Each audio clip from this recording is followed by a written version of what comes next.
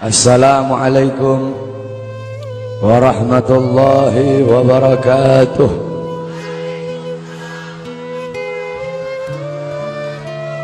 Bismillahirrahmanirrahim.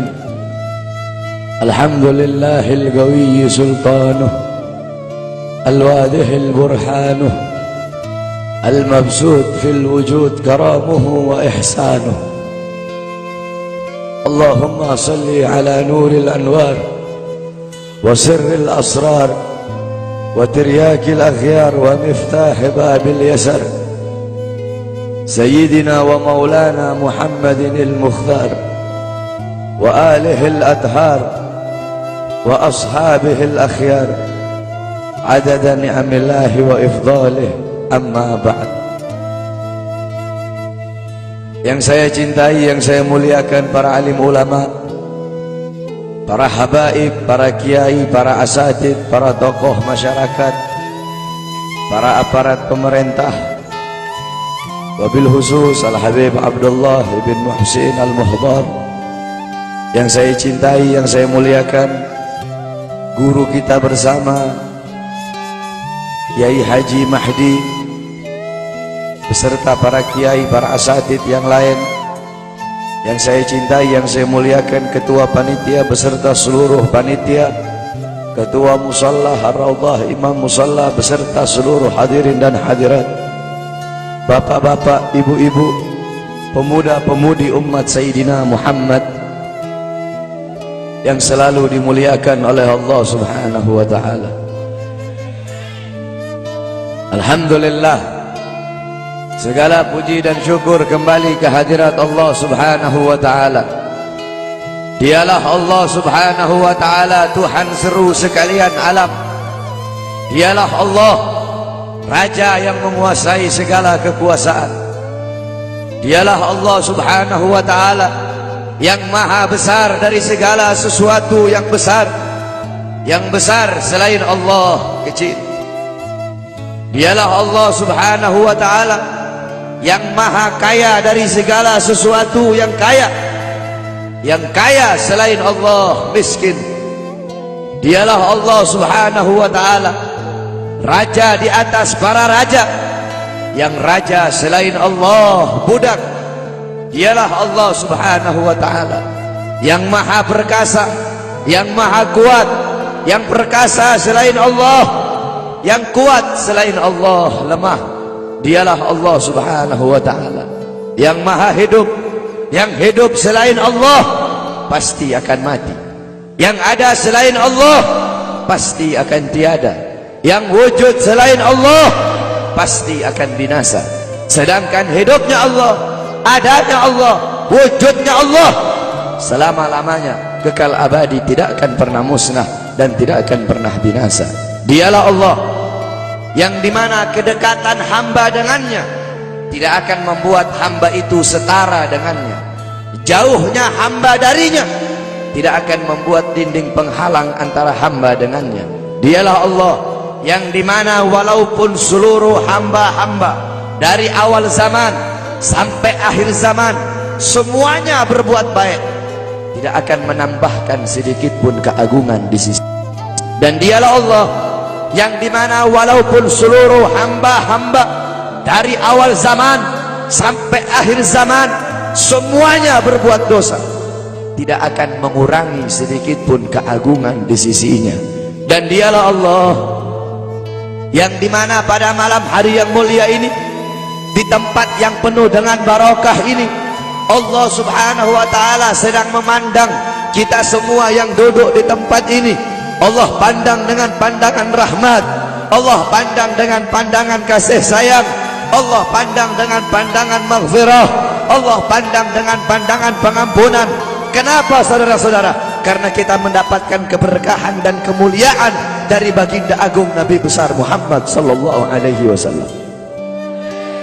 Allah Subhanahu wa ta'ala mengampuni dosa-dosamu yang telah lalu, mulai dari langkahan kaki kalian dari rumah kalian menuju ke tempat ini. Dari tempat ini kalian pulang menuju ke rumah, di situ Allah ampuni dosa-dosa yang akan datang. Kenapa? Karena duduknya kita di sini mendapatkan barokah dari para ulama. Duduknya kita di sini mendapatkan barokah dari orang-orang saleh. Kita duduk di sini berkumpul bersama para kiai, berkumpul bersama para ustadz, berkumpul bersama orang-orang saleh. Qala Rasul sallallahu alaihi wasallam, "Man zara aliman fa ka'annama zarani, man safaha aliman fa ka'annama safahani, man jalasa aliman fa ka'annama jalasani fid dunya, faman jalasani fid dunya ajlastuhu ma'i yaumal qiyamah." Berkata Rasulullah sallallahu alaihi wasallam, siapa orang yang mendatangi ulama, mendatangi kiai, mendatangi ustadz, mendatangi guru-guru agama, sama seperti kalian mendatangiku, kata Rasul. Siapa orang yang musafahah, mencium tangan ulama, mencium tangan kiai, mencium tangan guru-guru agama, sama seperti kalian mencium tanganku. Dan siapa orang yang di dunia duduk berkumpul bersama ulama, duduk berkumpul bersama orang-orang soleh, duduk berkumpul bersama para kiai, sama seperti kalian duduk denganku di dunia. Dan siapa orang yang duduk denganku di dunia, kelak di yaumil qiyamah akan aku dudukkan dia bersamaku. Orang-orang yang beruntung di akhirat, orang-orang yang berbahagia di akhirat, bukanlah orang-orang yang hanya datang sekedar bawa pahala salat, yang hanya datang sekedar bawa pahala zakat, yang hanya datang sekedar bawa pahala haji. Akan tetapi orang-orang yang beruntung di akhirat, orang-orang yang kedua matanya dihalalkan oleh Allah untuk memandang wajah indah baginda Sayyidina Muhammad. Saudara-saudara, kelak di akhirat, kalau kedua mata kita tidak bisa memandang wajah Nabi, kalau kedua mata kita Allah haramkan untuk memandang wajahnya Nabi, kita menjadi orang-orang yang celaka, kita menjadi orang-orang yang rugi kalau nanti tidak bisa memandang wajahnya Nabi Muhammad. Para sahabat-sahabat yang mulia, beliau-beliau ingin masuk surga. Tujuannya itu bukan istana yang temboknya terbuat dari emas putih, bukan istana yang tanahnya terbuat dari kasturi, bukan bidadari-bidadari, bukan telaga Al-Kautsar, bukan telaga Al-Haud. Tujuan para sahabat masuk surga, tujuan para sahabat masuk surga satu, berkumpul dengan Nabi Muhammad SAW. Andaikan di surga tidak ada Nabi, para sahabat tidak ingin masuk surga. Saudara-saudara, Sayyidina Ja'far bin Abi Thalib, Ja'far At-Tuyar, Ja'far At-Tuyur yang berterbangan di surga. Sayyidina Ja'far bin Abi Thalib, ketika beliau mati syahid, kedua tangannya terputus, Allah gantikan dengan sayap, sehingga Ja'far, ruhnya beliau menghadap Allah Subhanahu wa taala. Ketika ruhnya beliau mau sampai ketika ruh beliau mau sampai di hadapan Allah, tiba-tiba terbayang dari kedua matanya beliau pandangan kepada wajah baginda Nabi besar Muhammad SAW. Terbayang akan wajah Nabi Muhammad, sehingga beliau bermohon kepada Allah, ya Allah, izinkan aku kembali ke dunia untuk memandang wajah indah baginda Nabi besar Muhammad SAW. Sayyidina Abu Bakar As-Siddiq radhiyallahu anhu, ketika beliau sedang berkumpul bersama Nabi, Nabi Muhammad berkata, wahai Abu Bakar, apakah engkau sudah makan? Kata Sayyidina Abu Bakar, aku belum makan ya Rasulullah. Pulanglah engkau pergi makan dulu. Pulang Sayyidina Abu Bakar As-Siddiq. Ketika Sayyidina Abu Bakar As-Siddiq pulang, tidak lama kemudian datang lagi. Kata Rasul, wahai Abu Bakar, aku tidak pernah melihat orang makan secepat itu. Kok cepat banget engkau makan? Apa kata Sayyidina Abu Bakar, ya Rasulullah, ketika aku akan memakan makanan itu ya Rasulullah, tiba-tiba teringat wajahmu ya Rasulullah, makanya aku tinggalkan makanan itu dan aku kembali ke sini lebih memilih untuk memandang wajah indahmu ya Rasulullah. Maka rugi, celaka kalau kelak di akhirat kita tidak bisa memandang wajahnya Nabi Muhammad. Nah, bagaimana caranya biar kita bisa memandang wajahnya Nabi? Bagaimana caranya biar kita bisa berjumpa dengan Nabi?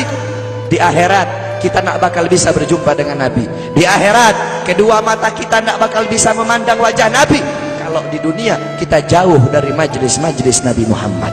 Kenapa? Karena kadar kedekatan kita dengan Nabi kelak di akhirat, jarak jauh atau dekatnya kita dengan Nabi nanti di akhirat, itu menurut kadar kedekatan kita di dunia dari majelis-majelis seperti ini. Jaraknya kita dengan Nabi nanti di akhirat itu menurut jarak jauh atau dekatnya kita di dunia dengan majelis-majelis seperti ini. Kalau di dunia kita dekat dengan majelis-majelis ilmu, dekat dengan majelis zikir, dekat dengan para pewarisnya Nabi, dekat dengan penyambung lidahnya Nabi, dekat dengan para ulama, dekat dengan orang-orang soleh, maka kelak di akhirat Allah pun akan kumpulkan kita bersama Nabi Muhammad. Kenapa? Karena majelis seperti ini, perkumpulan seperti ini warisan Nabi Muhammad.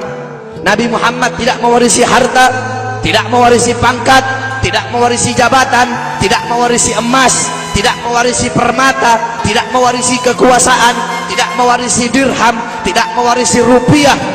Warisannya Nabi ilmu, amal, akhlak, wara, khauf, ikhlas, sabar, takwa, istiqamah, ibadah, zuhud, qanaah.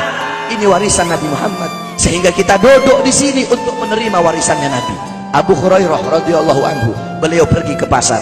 Beliau berkata, wahai orang-orang pasar, di masjid sedang dibagi-bagikan warisannya Nabi. Yang berdagang menutup dagangannya, yang berbisnis menghentikan bisnisnya, mereka pergi ke masjid.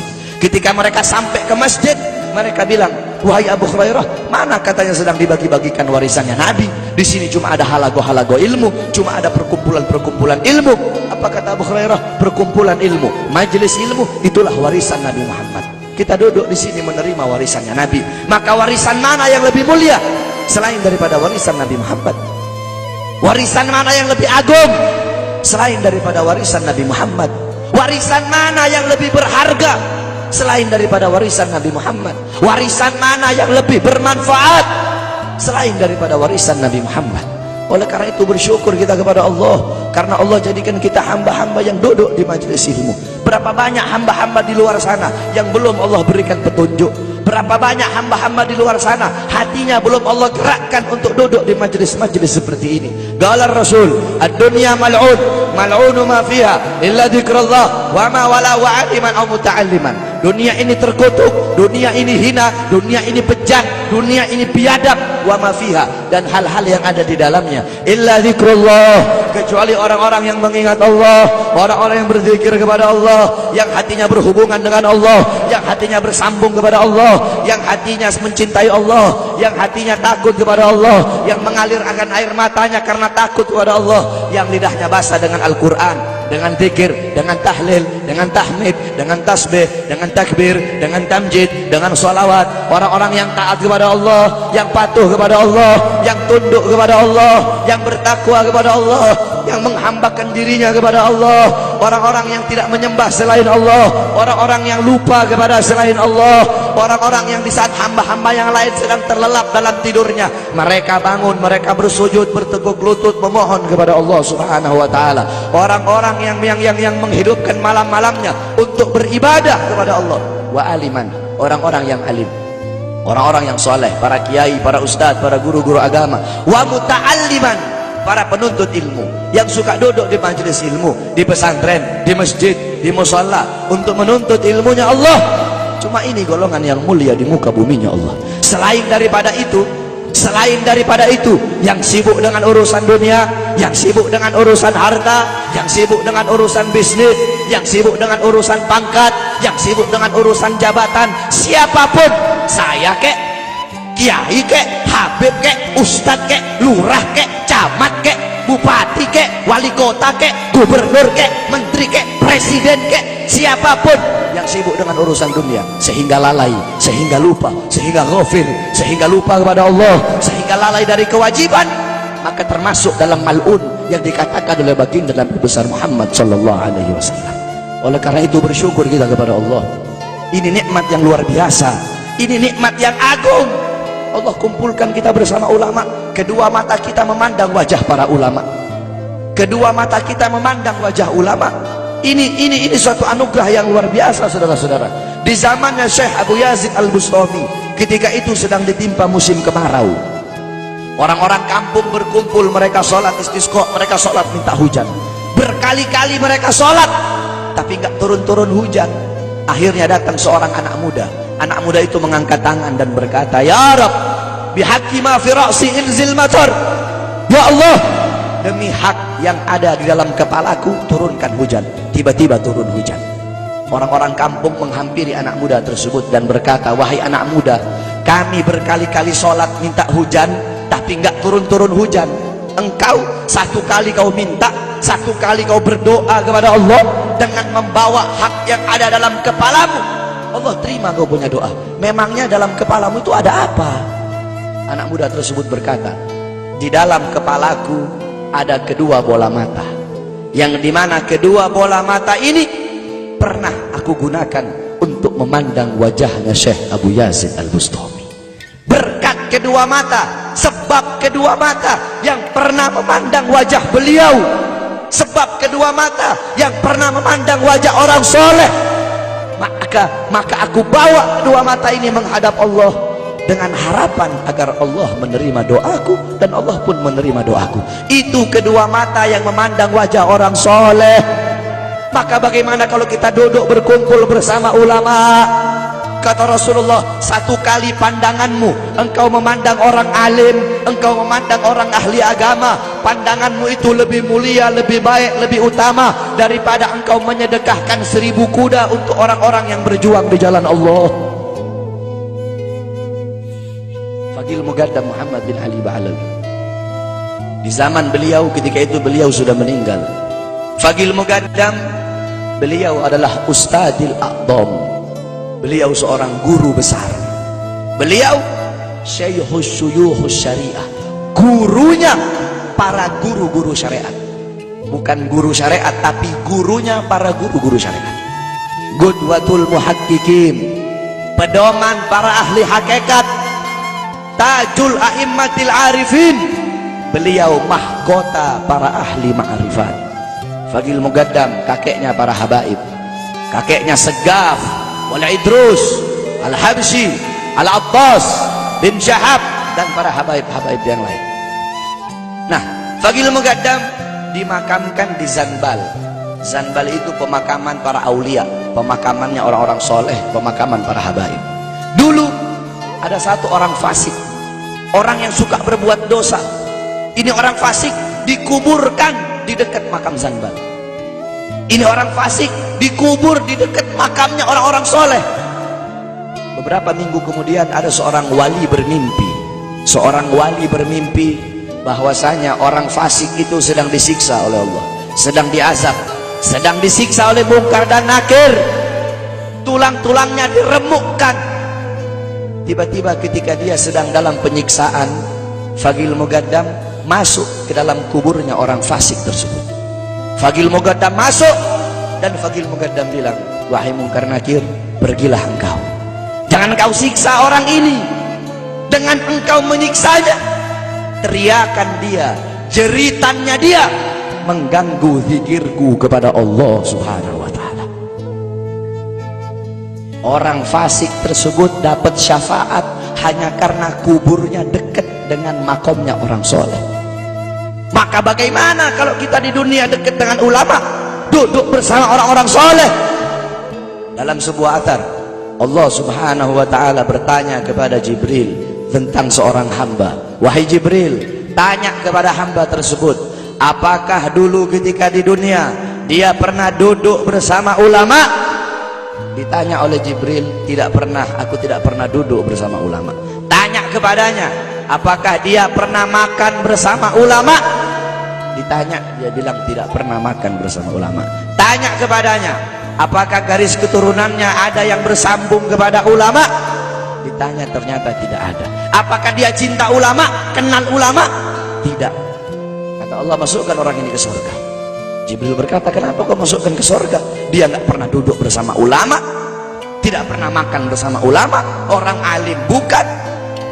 Kata Allah, karena dia mencintai seseorang yang dimana seseorang yang dia cintai cinta kepada ulama. Orang itu tidak langsung cinta ulama, tidak, tapi dia mencintai seseorang. Seseorang yang dia cintai itu cinta kepada ulama. Lihat, begitu luar biasanya mencintai para ulama. Karena beliau-beliau para ulama, orang-orang soleh, mereka orang-orang yang merindukan Allah dan Allah merindukannya. Mereka orang-orang yang mengutamakan Allah di atas segala-galanya, sehingga Allah mengutamakan mereka di atas segala-galanya. Mereka para ulama, orang-orang soleh, orang-orang yang banyak menangis karena takut kepada Allah. Dengan sebab-sebab mereka, dengan keberadaan beliau-beliau, hujan masih turun dari langit. Dengan sebab beliau-beliau, orang-orang yang takut, yang banyak menangis, karena beliau-beliau bumi masih menumbuhkan tumbuh-tumbuhan untuk kita. Andaikan tidak ada beliau-beliau, tidak ada para ulama, tidak ada orang-orang soleh, tidak ada para salafun soleh, tidak ada para solihin, tidak ada para waliullah, tidak ada orang-orang yang takut kepada Allah, langit tidak mau menurunkan hujan untuk kita, saudara-saudara. Oleh karena itu bersyukur kita kepada Allah. Allah kumpulkan kita bersama para ulama, Allah kumpulkan kita bersama orang-orang soleh. Ini kemuliaan yang Allah berikan kepada kita sebagai umat Nabi Muhammad. Saudara-saudara, kita duduk di majelis yang mulia ini untuk memperingati Isra wal Mi'raj baginda Nabi besar Muhammad sallallahu alaihi wasallam. Kita duduk di sini, kita tidak pernah memandang langsung wajahnya Nabi. Kita tidak pernah berjumpa langsung dengan Nabi. Kita tidak pernah duduk bersama-sama dengan Nabi. Untuk apa kita duduk di sini kalau bukan karena iman dan cintanya kita kepada Nabi Muhammad? Padahal kita tidak pernah bertumpah dengan Nabi, bertemu dengan Nabi tidak pernah, duduk bersama Nabi tidak pernah. Tapi kita beriman kepada Nabi Muhammad. Kita cinta kepada Nabi Muhammad. Kita umat yang dirindukan oleh Nabi, umat yang dicintai oleh Nabi. Rasulullah ketika beliau sedang duduk bersama para sahabat, Rasulullah berkata, wahai para sahabat, tahukah kalian golongan-golongan yang soleh? Tahukah kalian golongan-golongan yang mulia? Sahabat berkata, apakah para malaikat ya Rasulullah? Rasul berkata, bagaimana mungkin malaikat tidak mulia sedangkan mereka berada di sisi Allah? Ada lagi yang mulia. Apakah para nabi dan rasul? Bagaimana mungkin nabi dan rasul tidak mulia sedangkan Allah menurunkan wahyu untuk mereka? Ada lagi yang mulia. Apakah kami ya Rasulullah? Bagaimana mungkin kalian para sahabatku tidak mulia sedangkan aku berada di tengah-tengah kalian? Ada lagi yang mulia. Kata sahabat, Allah dan engkau yang lebih tahu ya Rasul. Rasulullah menundukkan kepala, Nabi Muhammad menundukkan kepala. Dari kedua pelupuk mata beliau mengeluarkan air mata, membasahi pipi beliau sampai ke janggutnya beliau. Beliau menundukkan kepala sambil menangis dan beliau berkata, golongan yang mulia ini, golongan yang soleh ini, mereka golongan-golongan yang adanya nanti di akhir zaman. Mereka tidak pernah duduk bersamaku, mereka tidak pernah memandang wajahku, mereka tidak pernah mendengar langsung kata-kataku, akan tetapi mereka beriman kepadaku, kata Rasul. Mereka umat yang aku rindukan, mereka umat yang aku cintai. Tuba liman yarani wa amana bi, wa tuba summa tuba liman lam yarani wa amana bi. Sungguh beruntung orang-orang yang beriman kepadaku, kemudian orang-orang yang melihatku kemudian beriman kepadaku. Dan sungguh beruntung, dan sungguh beruntung, dan sungguh beruntung. 3 kali keberuntungan, 3 kali kemuliaan bagi orang-orang yang tidak pernah melihatku akan tetapi mereka beriman kepadaku. Siapa? Kita umat Nabi Muhammad SAW. Kita tidak pernah memandang wajah Nabi, tidak pernah berkumpul dengan Nabi, tapi kita beriman kepada Nabi Muhammad. Apalagi kita umat Islam Indonesia, umat Islam Indonesia, umat yang dicintai oleh Rasulullah As-Sayyid Al-Habib Muhammad bin Alwi Al-Maliki. Ketika beliau berziarah ke makam Nabi Muhammad, dalam keadaan sadar beliau berjumpa langsung dengan Nabi Muhammad. Di belakang Nabi Muhammad ada ribuan orang. Habib Muhammad pun bertanya, ya Rasulullah, siapa yang ada di belakangmu ini ya Rasulullah? Ribuan orang ini, ribuan golongan ini siapa ya Rasulullah? Rasulullah berkata, ini mereka yang ada di belakangku. Mereka adalah umat Islam yang aku cintai. Mereka umat Islam yang ada di Indonesia, kata Rasulullah SAW. Kita dicintai oleh Rasul. Kenapa? Coba kita lihat di Indonesia, saudara-saudara. Kalau bulan Maulud, kalau bulan Rabiul Awal, di kampung-kampung, di musola-musola, setiap masjid, setiap langgar, setiap pesantren, setiap RT, setiap RW pasti bikin maulid Nabi Muhammad. Kalau udah bulan Rajab, setiap pesantren, musola, masjid, kampung, RT, RW pasti bikin Isra wal Mi'raj sebagai Nabi besar Muhammad. Negara-negara yang lain, tempat-tempat yang lain tidak seperti kita, saudara-saudara. Makanya kita menjadi umat yang dicintai oleh Rasul, umat yang dimuliakan oleh Nabi Muhammad, umat yang dirindukan oleh Nabi Muhammad SAW. Allah berkata dalam Al-Quran, laqad ja'akum rasulun min anfusikum azizun alaihi ma'anittum harisun alaikum bil mu'minina raufur rahim.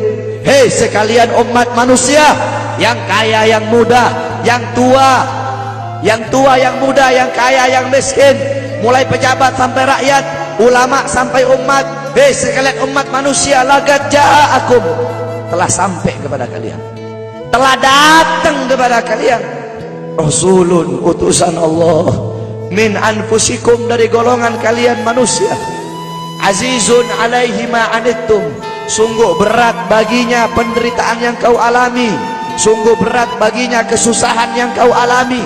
Sebelum kalian susah, dia lebih dahulu susah. Sebelum kalian menderita, dia lebih dahulu menderita.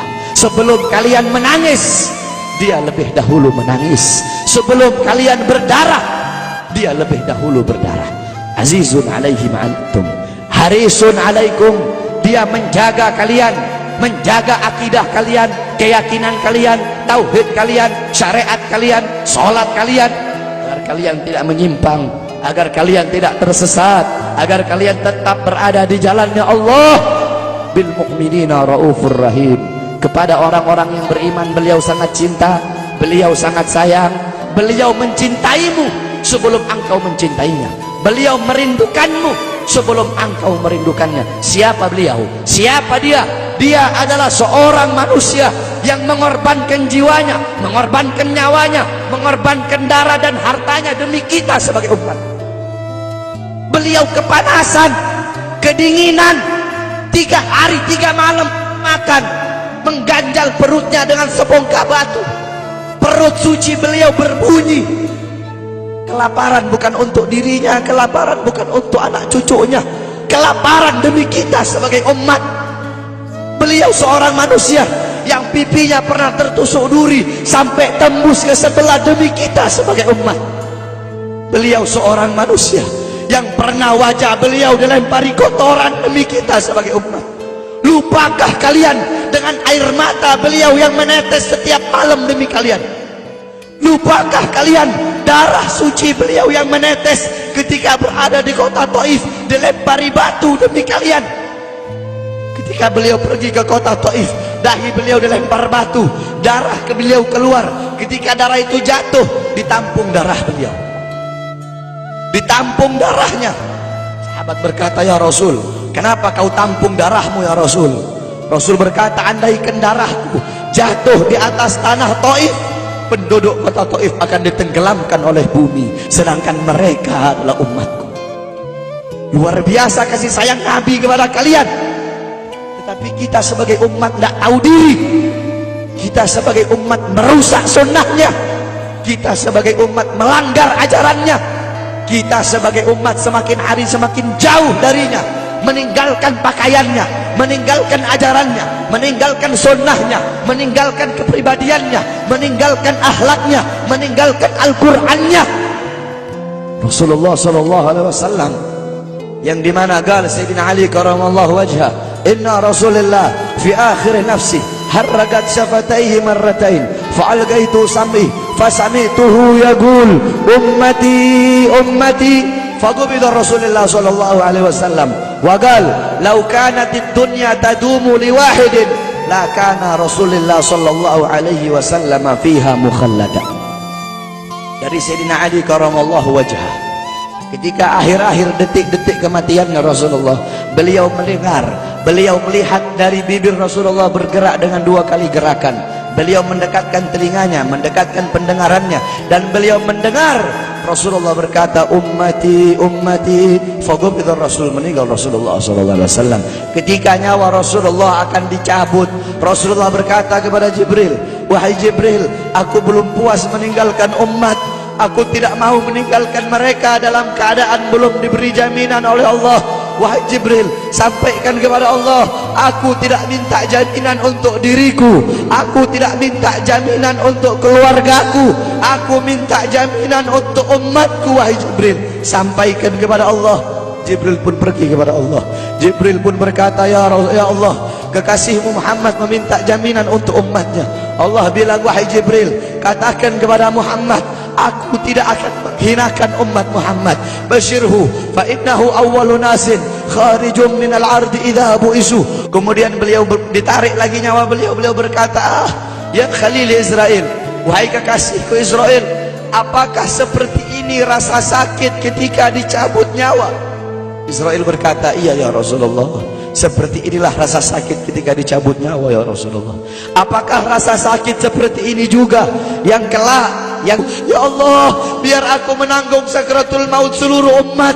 Ya Allah, mereka tidak akan kuat, mereka tidak akan sanggup. Aku nabi mereka, aku pemimpin mereka, biar aku menanggung beban penderitaan sakratul maut mereka ya Allah. Biar aku menanggung sakratul maut umatku ya Allah. Di mana kita sebagai umat? Apa yang telah kita lakukan untuk Nabi Muhammad? Nabi berkorban untuk kita di saat detik-detik terakhir nafasnya, tidak memikirkan rasa sakitnya, tidak memikirkan pedihnya, tidak memikirkan beratnya. Beliau memikirkan nasib kita sebagai umat. Kelak di yaumil qiyamah, ketika para nabi dan para rasul berkata, nafsi nafsi, nafsi nafsi, diriku sendiri, jiwaku sendiri, aku urus urusanku sendiri, aku tidak bisa nolong kalian. Ketika para nabi dan rasul mereka tidak bisa menolong kita, Rasulullah Muhammad ibni Abdullah, Nabi Muhammad bersujud kepada Allah, Nabi Muhammad bertekuk lutut, beliau bermohon kepada Allah. Beliau berkata, ya Allah, aku tidak minta pengampunan untuk diriku, wala Fatimah wala Hamzah.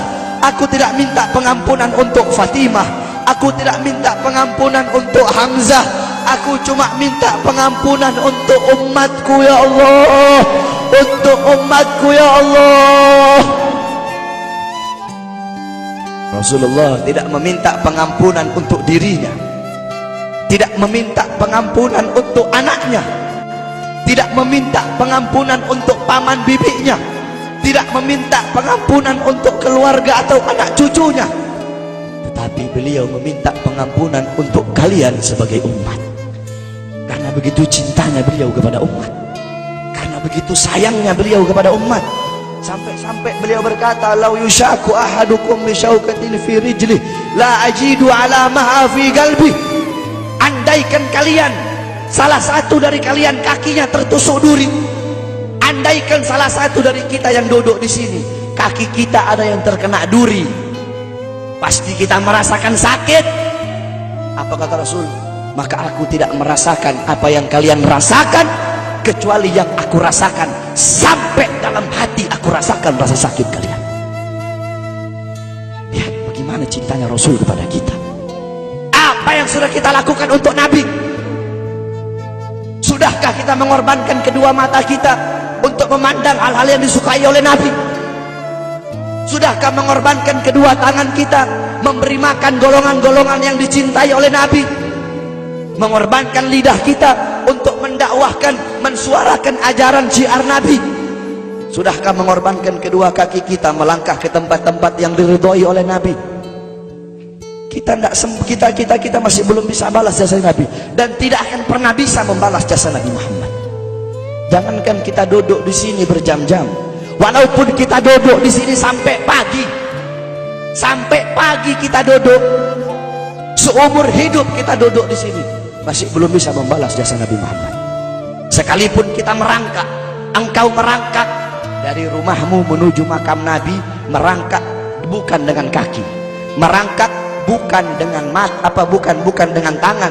Walaupun kalian merangkak dengan kedua mata dari rumah kalian menuju makam Nabi, itu masih belum bisa membalas jasa-jasa Nabi Muhammad SAW.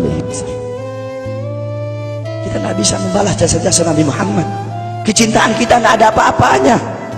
Apakah kecintaan kita lebih besar daripada kecintaan seorang anak kecil yang ada di zamannya Syekh Abdurrahman Ad-Dibai?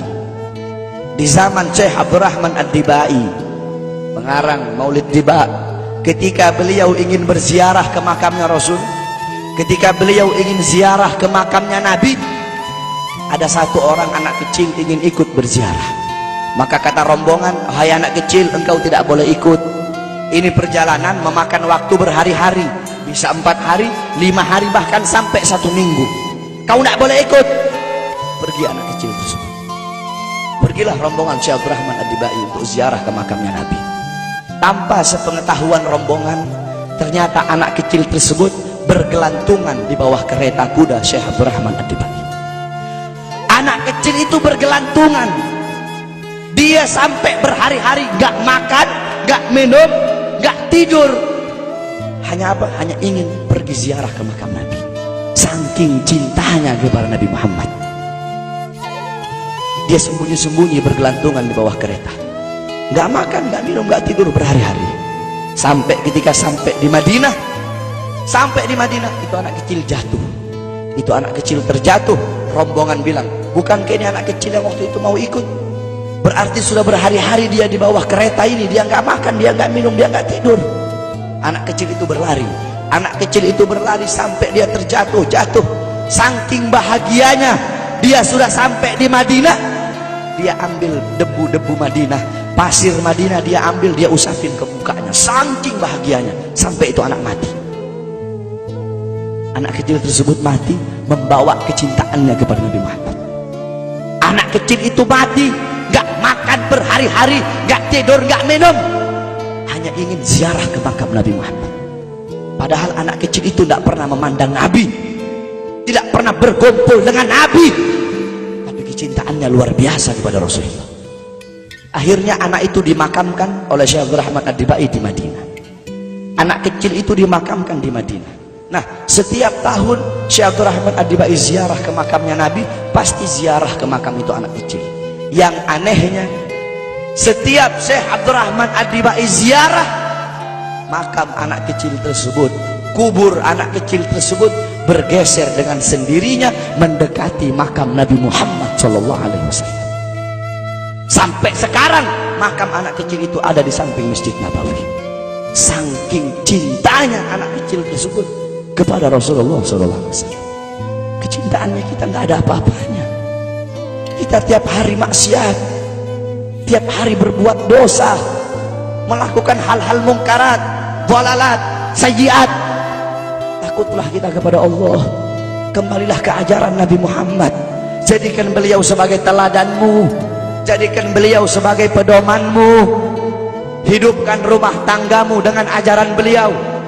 Hidupkan kampungmu dengan dengan ajaran dan sunnah beliau. Jadikan rumah tanggamu rumah tangga Sayyidina Muhammad, kampungmu kampung Sayyidina Muhammad, desamu desa Sayyidina Muhammad, kotamu kota Sayyidina Muhammad. Man tasyabbaha biqaumin fahuwa minhum. Barang siapa yang mengikuti suatu kaum, maka dia sama dengan kaum tersebut.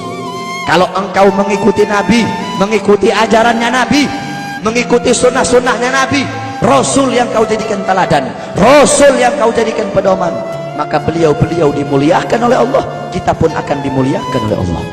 Kita lihat anak-anak muda kita zaman sekarang, pemuda-pemudi kita zaman sekarang, yang dijadikan teladan bukan Rasul, yang dijadikan teladan bukan Nabi Muhammad, bukan sahabat, bukan ahlul bait, bukan tabi'in, bukan ulama, bukan solehin. Anak-anak muda kita mengikuti budaya barat, mengikuti pola pikir barat, gaya hidup barat, gaya berpakaian barat, meninggalkan ajaran Nabi Muhammad, meninggalkan pakaian Nabi dan memakai pakaian musuh-musuh Nabi Muhammad, meninggalkan kepribadian Nabi dan memakai kepribadian musuh-musuh Nabi Muhammad SAW. Berapa banyak anak-anak muda kita di Indonesia rela menahan sakit, rela menahan sakit, menindik kupingnya, dia tindik kuping, tindik bibir, tindik telinga, semua satu muka ditindik, ditato, rela tahan sakit. Untuk apa? Untuk mengikuti idolanya orang-orang barat. Tetapi sudahkah anak-anak kita rela menahan sakit, duduk lama-lama di majelis Nabi Muhammad? Sudahkah anak-anak muda kita rela menahan sakit, iktikaf di masjid?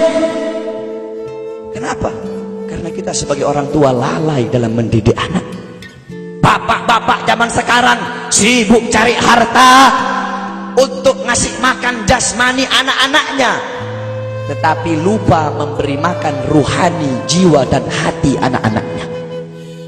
Apakah kau pikir kewajiban sebagai bapak cuma kasih makan jasmaninya saja, ruhaninya, jiwanya, hatinya tidak kau kasih makan. Hati 3 hari gak kena ilmu, hati mati. Tanyakan bapak-bapak, tanyakan